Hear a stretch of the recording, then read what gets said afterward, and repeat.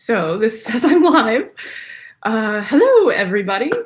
Isabel Spradlin here of yourmassagepractice.com and abdominaladhesiontreatment.com. This is the first time I've done a YouTube live stream, so I'm kind of slightly nervous, slightly breathless about it, because whenever little technology things are kind of unknown, I, like everybody, kind of get a little nervous. But today, I know that all of you following my channel, I'm so glad you're here. I know that I have kind of two separate audiences that are fairly different, very different. The first are my abdominal folks, those of you who are struggling with some sort of abdominal related pain, dysfunction, maybe you're recovering from surgery, recovering from giving birth, whatever that might be for you. And so I love that you're here on my channel. And I also have the audience on my channel that are massage therapists who really want to grow their own private massage practices. And I'm here for all of you. In this video today, I'm talking to my massage practitioner folks. So the folks who are looking to really grow their own private practices. And then, as I say in the description, I hope this is all linking up. I hope that the description says this. But as I say in the description, for the abdominal folks, I'm trying out this live thing, and I want to try one of these for you as well. So part of the point of trying to do this live is that you can join in the chat, and you can kind of chat questions to me during the live part of it. So we'll see. Who knows? It may work, it may not. I don't even know if this is getting out to everybody. So big experiment. All right. So let's dig into why we're here. Okay, massage therapists who are wanting to grow their own practice. Thank you so much to today's question askers, Kenyatta and Christian. I'm just going to go ahead and use your first names. I hope that's okay with you. So Kenyatta's question came in March, and then it got buried in my inbox. I'm so sorry. I just kind of dug it out, but it's actually really well paired with Christian's question. So Kenyatta's question is, should I set myself up as a sole proprietor in my business or as an LLC? And what's kind of the cost benefit to that decision? And then Christian's question is also on this very back end nuts and bolts piece of running a practice. And that is, should I take out a loan to start my practice or get a line of credit, things like that. So we're going to go with Kenyatta's question first and then answer Christian's question. And hopefully we can do this all in the next 6-7 minutes. Okay, so first question, LLC or sole proprietorship? I am not a lawyer, I'm not a CPA, and you need to talk to one of those two people to get the absolute answers for you, because this can vary state by state, and also it can vary depending on your goals. But not roughly, I'll tell you how I did this in my practice, and then that can maybe give you a baseline for what you might want to do in your practice. I started as a sole proprietor, as so many of us do. As I recall, registering with the Secretary of State in Oregon as a sole proprietor, I can't remember if there was a fee for that, but then I received advice, sort of CPA advice, to actually go from being a sole proprietor into being an LLC. And you can do business as, you can have a DBA, doing business as, under your own personal name or under a business name. So I think I was under my own personal name as a sole proprietor. And then when I switched to the LLC, I did take on a DBA. So Spradlin Bodyworks LLC is the name of my business. And that encompasses everything that I do. That encompasses my private practice and then all of the online teaching that I do as well.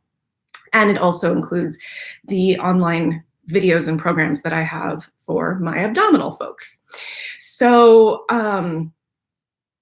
the reason that I was told at the time, I think I was like 1.5 years, 2 years into my practice when I was advised to do this, is because it legally separates your personal finances from your business finances.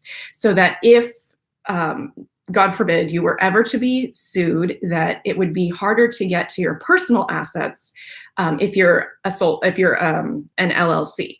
So that, you know, the lawsuit would basically go to your business, not to you as a person, as an individual, and that lawsuit would then, you know, be basically attacking your business assets without getting to your personal assets as easily. I was told later on that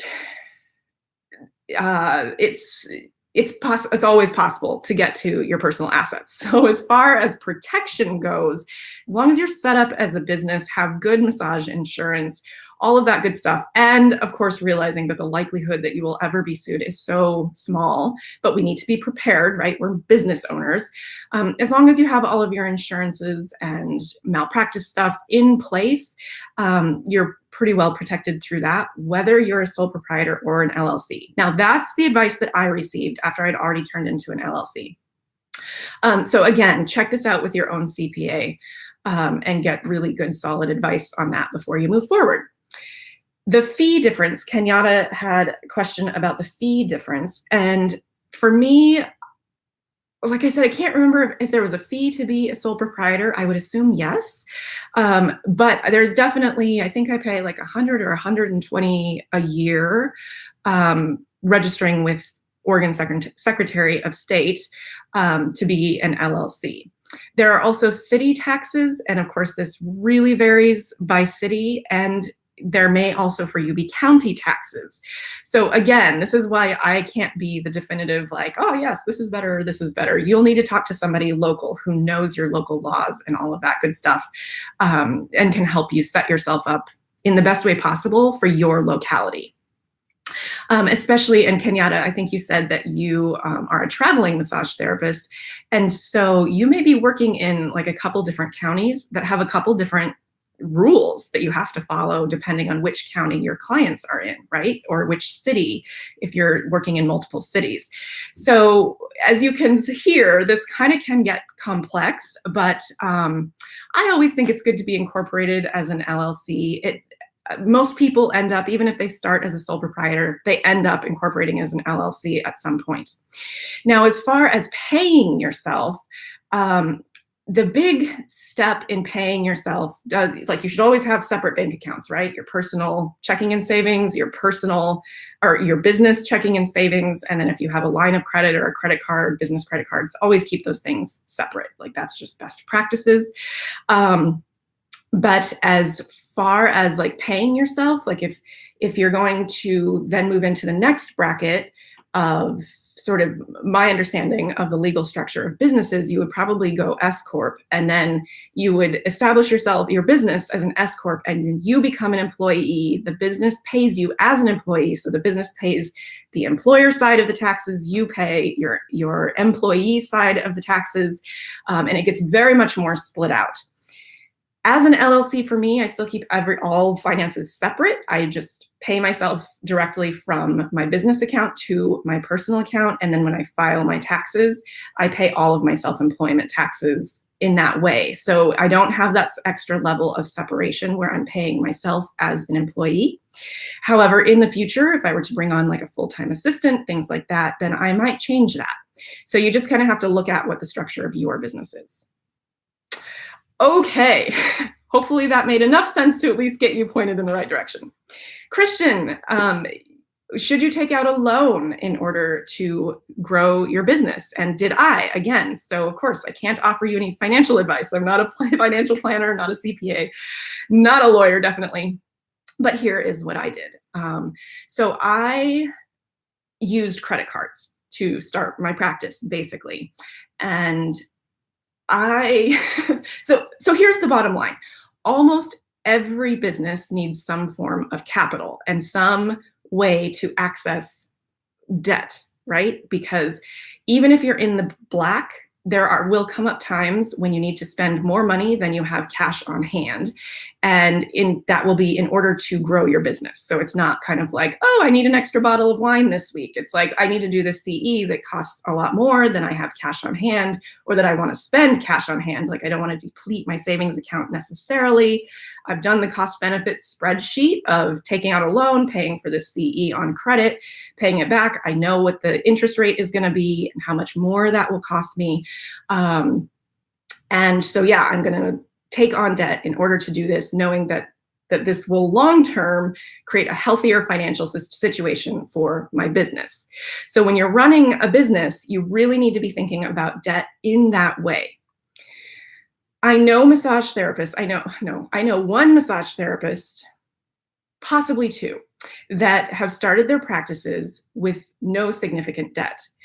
And that was for two reasons. One of them, she worked her full-time day job and a full-time practice. So she was basically working two full-time jobs. She was utterly exhausted. It was amazing. Like, she was a machine.